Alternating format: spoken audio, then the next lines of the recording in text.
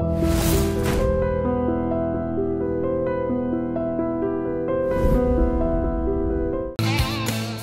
న్యాయవాదిగా మీకు ప్రభుత్వాల మీద కేసులు వేయడంటే మంచి సరదా అనుకుంటాను అనేది. ఐ థింక్ తెలంగాణ అంటే అప్పుడు ఎన్టీ రామారావు ప్రభుత్వం పైన కూడా ఏదో కేసు వేశారు మీరు. తర్వాత చంద్రబాబు నాయుడు గారు కూడా విద్యుత్ సంస్కరణలు ప్రవేశపెట్టి అప్పుడు కూడా ఏదో కేసు వేశారు. ప్రభుత్వాల మీద కేసులు వేయడం సరదా కాదండి, బాధ్యత. ప్రభుత్వాల మీద కేసులు వేయాల్సిన పరిస్థితి ప్రభుత్వం క్రియేట్ చేస్తే వేయక తప్పదు, కానీ సహేతుకంగా ఉండాలి. అబద్ధపు ఆరోపణలతో చేస్తే మనకి క్రెడిబిలిటీ ఉండదు, లాయర్కి క్రెడిబిలిటీ ఉండదు, పిటిషనర్కి క్రెడిబిలిటీ ఉండదు. ఎన్టీ రామారావు గారు ప్రభుత్వం మీద అప్పుడు మీరు ఏదో కేసు వేశారు? ఎన్టీ రామారావు గారి ప్రభుత్వం మీద కాదు, చంద్రబాబు గారు ప్రభుత్వంలో వేశారు. చంద్రబాబు గారు ఎన్టీ రామారావు గారి ప్రభుత్వంలో ఒక కేసు వేశాను.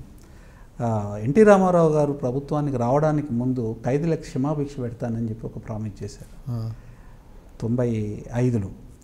అయితే వారు క్షమాభిక్ష పవర్లోకి వచ్చిన తర్వాత దాన్ని కొంచెం డాట్ చేశారు. అప్పుడు నేను ఖైదీల తరఫున నేను కేసు వేసాను. ఆ కేసులో మొత్తం దాదాపుగా 900 మంది లైఫ్ కాన్విక్ట్స్కి క్షమాభిక్ష రావడం జరిగింది. అది మొదటిసారి, అదే చివరిసారి. అంతమంది ఖైదీలకి రిలీఫ్ ఎప్పుడు రాలేదు. వారంతా గుర్తుపెట్టుకుంటారు. కేటీ మన ఆయన పేరేం పేరు ఎంటీ ఖాన్ గారు పిటిషనర్గా ఉంటారు ఇప్పుడు ఆ కేసులో.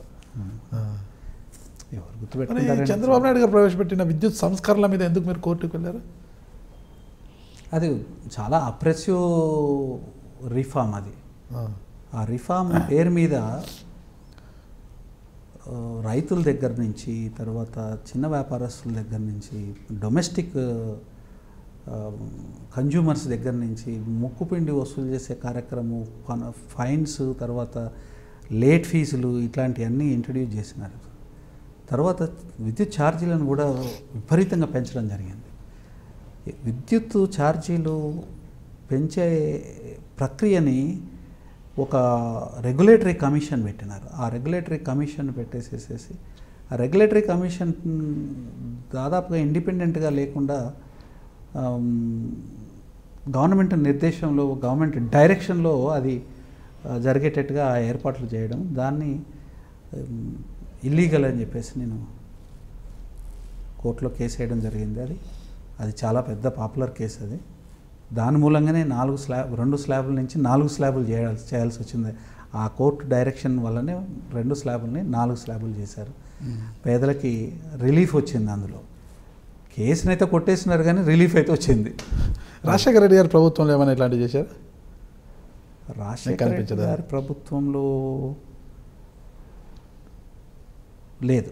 అంటే ఆ మ్యాగ్నిట్యూడ్ ఉన్న కేసులు చేయలేదు. అంత పెద్ద మ్యాగ్నిట్యూడ్, మామూలు కేసులు చాలా వేసాం. హెబియస్ కార్పస్లు కానివ్వండి, పోలీస్ అట్రాసిటీస్ కానివ్వండి, తర్వాత గవర్నమెంట్ ఎక్కడైతే ఆర్బిటరీ ఎక్సర్సైజ్ ఆఫ్ పవర్ చేసిందో అట్లాంటి వాటిలో చాలా కేసులు ఉన్నాయి. కానీ మీకు ఈ ఎలక్ట్రిసిటీ కేసు, తర్వాత క్యాపిటేషన్ ఫీజు మీద కేసులు, నెదురుమల్లి జనార్దన్ రెడ్డి గారి మీద వేసిన క్యాపిటేషన్ ఫీజు కేసు కూడా నేనే చేశాను. అంతకన్నా ముందు మీకు ఇవి చెప్పాను కదా, ఇప్పుడు ఖైదీల కేసులు, ఈ మ్యాగ్నిట్యూడ్ ఉన్న కేసులు చేయలే ఆయన.